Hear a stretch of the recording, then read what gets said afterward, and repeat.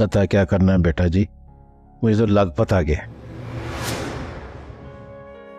मैं अपने दोस्त से क्या कहूंगा, मेरी तो इज्जत दांव पे लग गई है।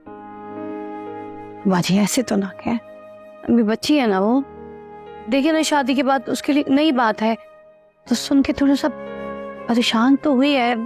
मैं बात करूंगी, समझाऊंगी। उसका रवैया बच्चों वाला नहीं था बेटा जी। खैर ये दिन मुझे देखना था।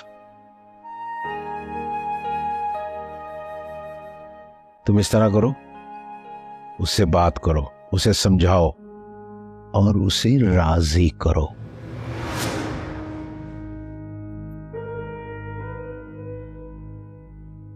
कैसे राजी करूं अम्मा जी? मैं या आप अब्बा जी कैसे राजी कर सकते हैं उसे जब वो खुद राजी नहीं है? क्या हो गया? फंस गई है तू हशमा।